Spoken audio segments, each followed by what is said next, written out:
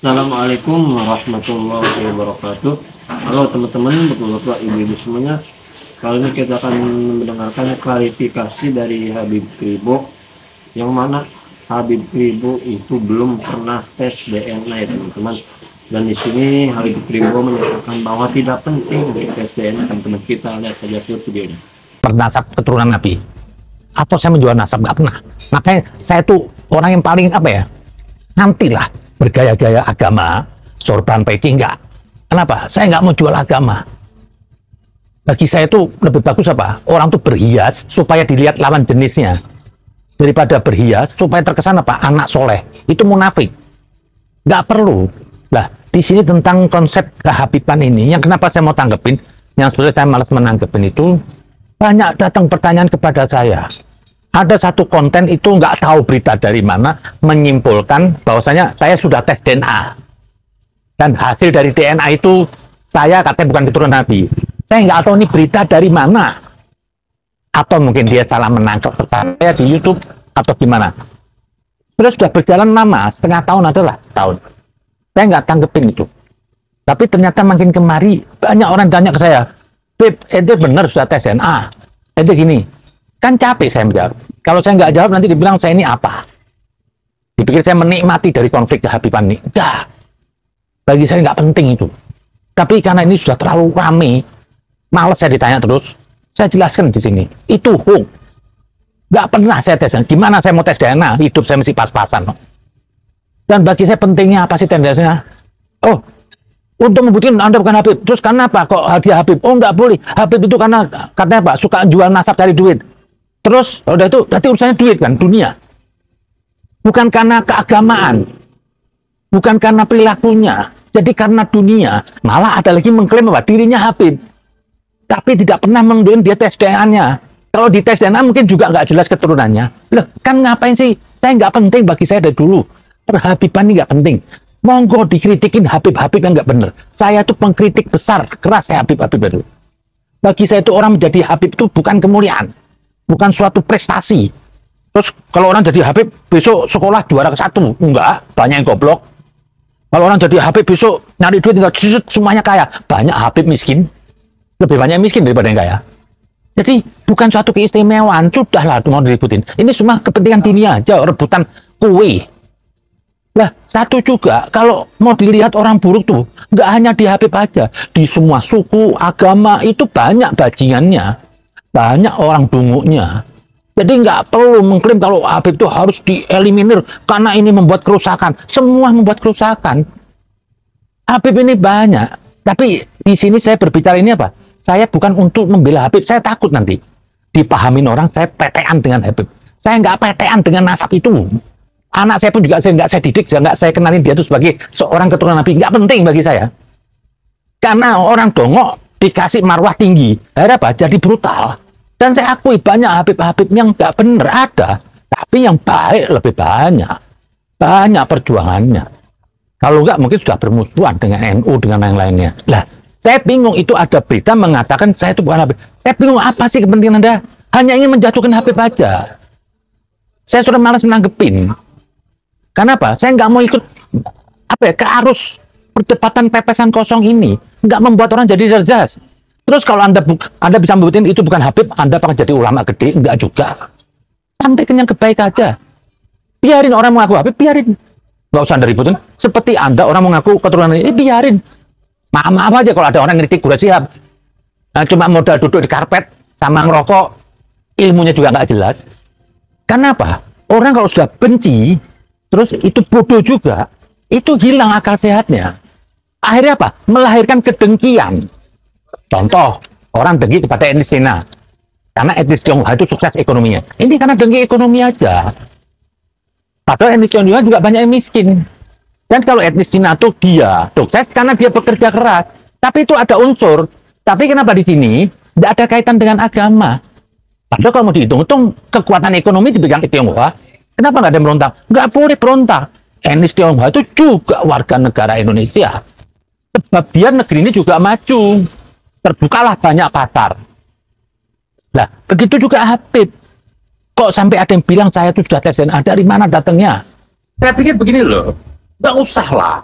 Apa orang melihat saya bukan karena Habib aja? Banyak saya diterima oleh komunitas non-muslim yang dibilang saya toleransi. Nggak ada.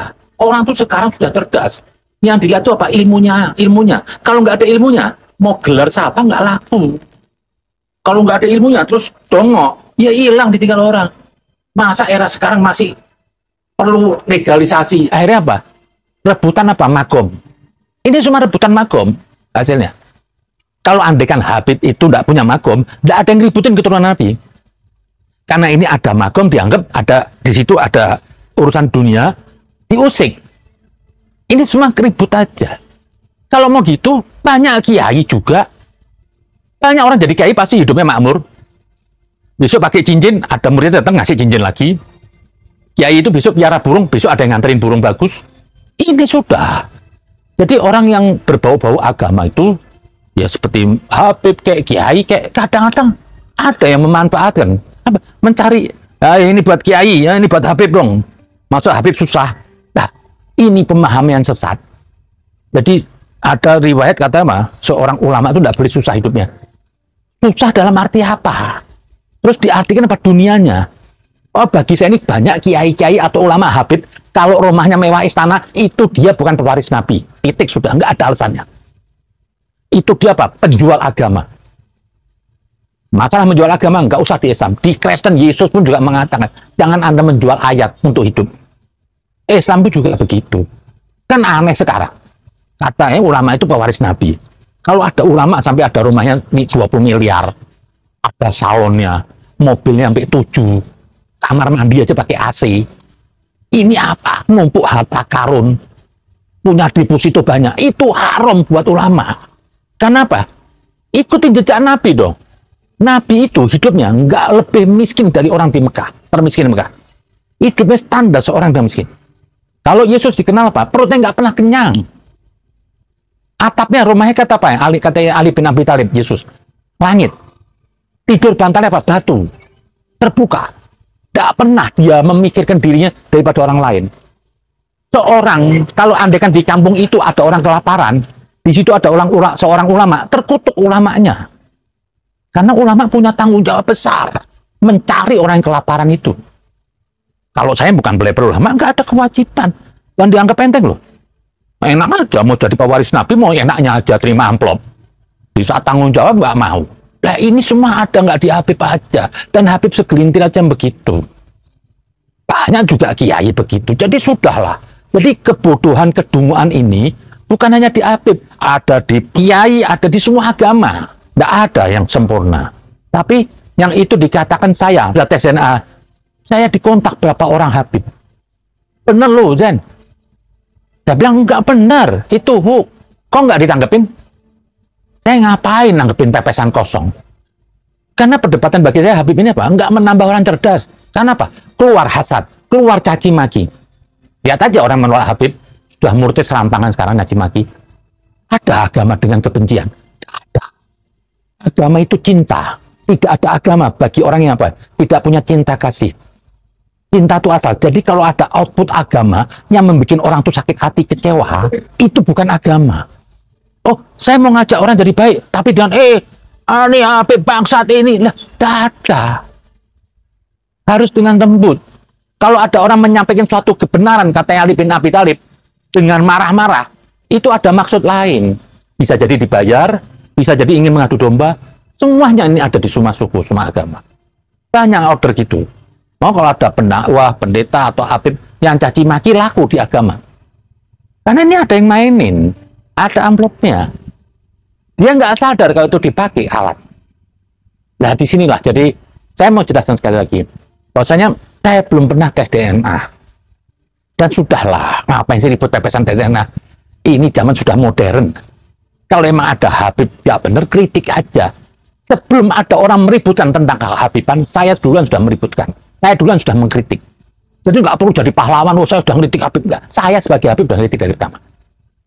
Dan saya yang orang yang paling anti ada kelas-kelas nasab. Karena Ali bin Abi Thalib bilang apa? Hubungan Allah dengan makhluk tidak ada hubungan nasab. Jangan merasa Anda punya fasilitas lebih atau mengharapkan kelebihan. Atau kalau maksiat Tidak dosa, ada kata Al. Orang itu derajatnya naik atau mulia di sisi Tuhan dari amalnya. Kapan dia tuh mengikuti anjuran Tuhan dan kapan dia menghindari larangan Tuhan. Itu kata Ali bin Abi Thalib. Dan lagi dikatakan apa? Berilah orang itu kedudukan di depan karena perilakunya, karena amalnya, bukan karena nasabnya. Kalau emang karena nasabnya goblok, taruh di belakang. Masa goblok taruh di depan, cuma modal sorban. Ngapain? Nah itu ada banyak agama. Di agama itu yang banyak dikritik, diancam itu apa? Orang baik. Kiai dikritik, ulama dikritik. Kalau ada ulama mendeket-deketin penguasa, kata Rasulullah apa? Ragukan keimanannya. Sekarang ulama apa? Jadi curkam. Malah mengatakan yang lucu, ini semua capres tidak layak dilekatkan agama. Tapi ada yang memandang seperti utusan Tuhan. Tapi ada yang bilang yang nggak mendukung ini bisa kafir. Sampai ada yang bilang ini sudah ditakdirin Tuhan. Mendahului, pilpres aja belum. Ada satu ulama bilang ini sudah takdirnya Tuhan. Berarti dia tahu rumah tangga Tuhan. Pilpres aja belum. Allahumma sholli ala sayyidina Muhammad wa ala ali sayyidina Muhammad. Itu dia tadi teman-teman tanggapan dari Habib Pribo, yang mana Habib Pribo itu belum pernah sama sekali untuk tes DNA nasab ya teman-teman. Dan Habib Pribo juga menyatakan bahwa nggak penting ya teman-teman, orang tes DNA itu kan mahal ya teman-teman. Nggak penting, nggak ada urusannya teman-teman. Intinya nasab itu kata Habib Pribo memang nggak penting. Yang penting perilaku dan akhlak kita ya teman-teman. Nah itu teman-teman. Ya kita semoga aja berdoakan semoga para habaib sehat selalu, guru-guru kita sehat selalu, ya. Para habib yang lurus ya teman-teman. Amin ya rabbal alamin. Semoga semuanya diampuni dosanya oleh Allah Subhanahu wa taala. Amin ya rabbal alamin. Allahumma shalli ala sayyidina Muhammad ala fatihah. Alhamdulillah.